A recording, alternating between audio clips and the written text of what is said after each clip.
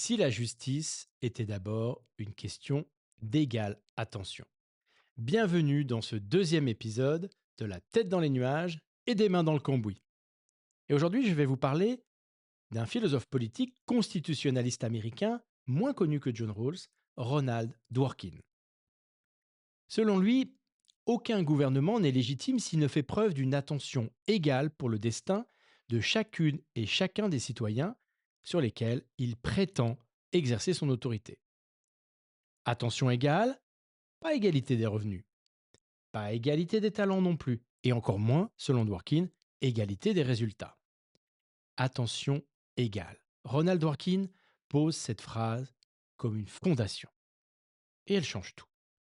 Parce qu'elle dit, avant même de parler de redistribution, avant même de décider comment diviser le gâteau, un gouvernement doit d'abord traiter chacune et chacun avec un respect égal. Comme si sa vie avait la même importance que celle des autres. C'est ça, la vertu souveraine, selon Dworkin, de la justice. Alors, mettons un peu la tête dans les nuages.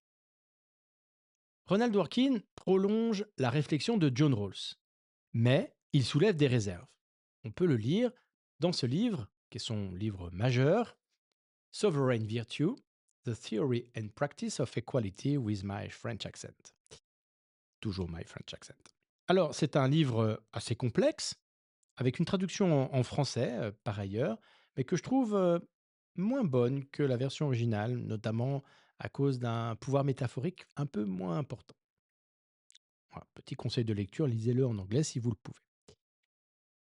Un deuxième livre que je voudrais vous conseiller, allez, on est parti sur la bibliographie, Justice pour les hérissons, la vérité des valeurs. Alors c'est un livre un peu aride, et pas forcément évident, livre très intéressant, notamment sur la question des valeurs, et il m'a beaucoup servi pour la construction de ce que j'appelle l'individu bénéficiaire, de ce qu'il appelle, lui, les concepts interprétatifs. Comment les concepts, d'ailleurs c'est assez intéressant pour notre émission, comment les concepts peuvent trouver des échos dans la réalité. On va dire que je suis assez largement inspiré de cette pensée-là. Et puis, dernier conseil de lecture, plus facile, mais pas si simple quand même. Ronald Dworkin n'est pas toujours évident à lire. Religion sans Dieu. Alors là, c'est très intéressant. C'est comment on peut continuer ou avoir tout simplement une attitude religieuse sans croire en Dieu.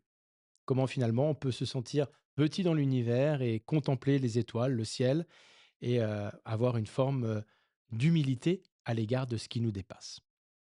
Allez, on ferme cette parenthèse bibliographie.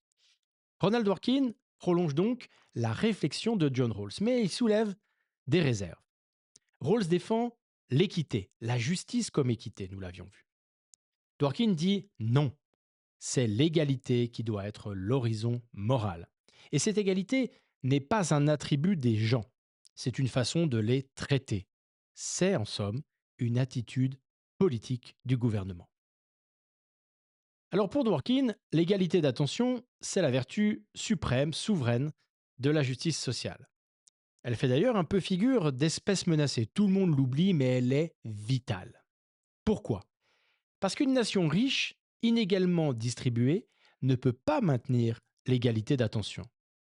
Si quelques-unes ou quelques-uns ont tout et d'autres rien, comment le gouvernement peut-il traiter ces derniers avec un respect égal ?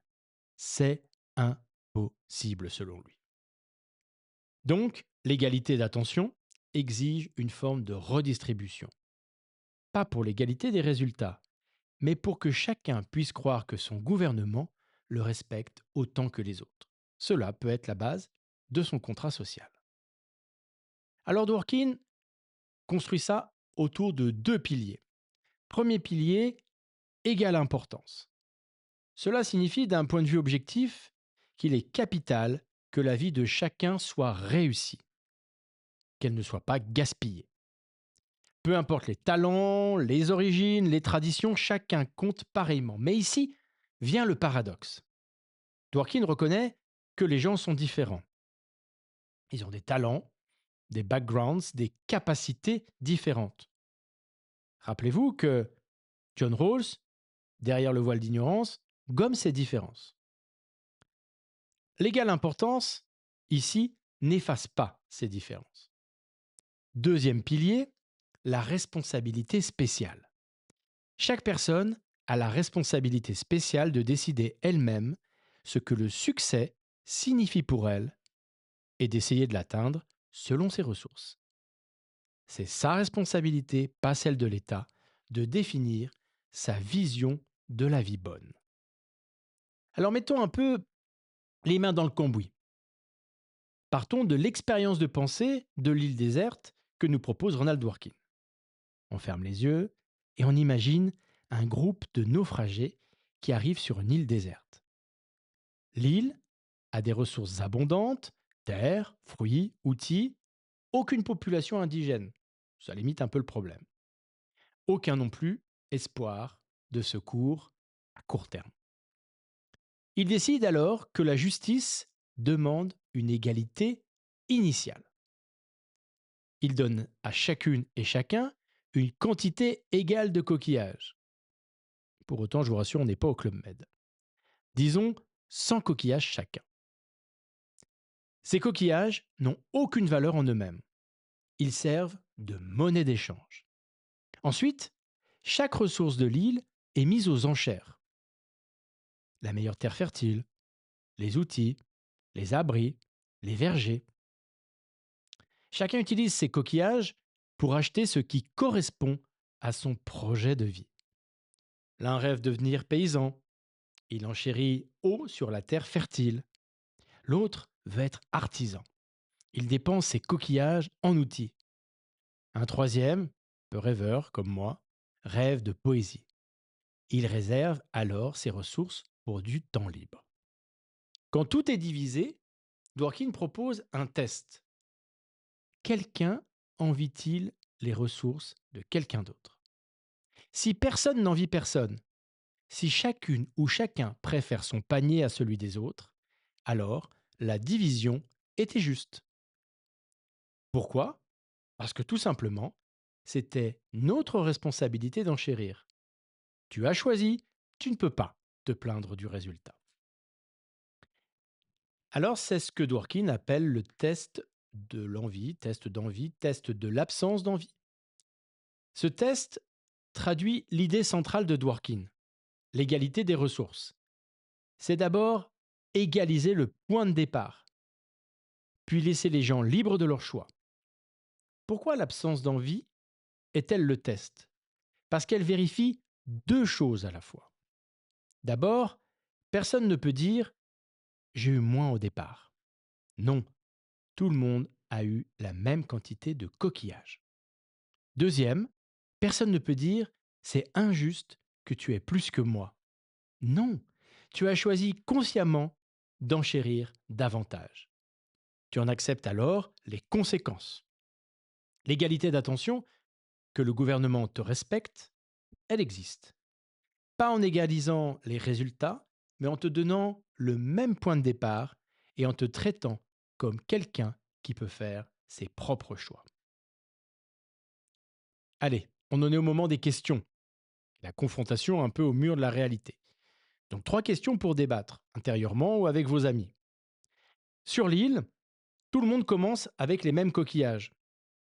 Mais dans la vraie vie, tu hérites de tes parents, culturellement, socialement ou même financièrement. Peut-on vraiment avoir une égalité du point de départ? Deuxième question, le test de l'absence d'envie suppose que tu es heureux de tes choix. Et on l'espère. Mais que se passe-t-il si tu réalises après l'enchère que tu as mal choisi? Faut-il une deuxième chance?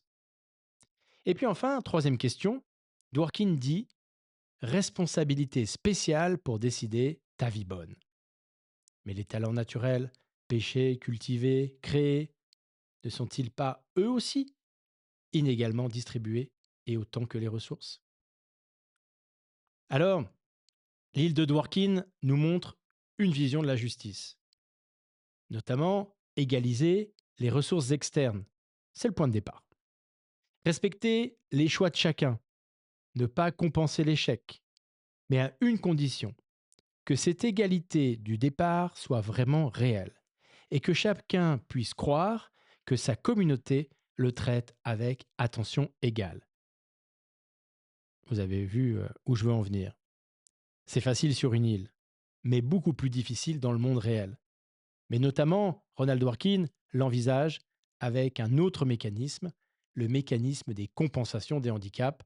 Mais ça, on en reparlera plus tard dans un autre podcast, notamment quand je vous parlerai de ma vision du revenu de base. Je vous souhaite à toutes et à tous une bonne écoute de ce podcast. J'espère que vous avez pris autant de plaisir que moi j'ai eu à le faire.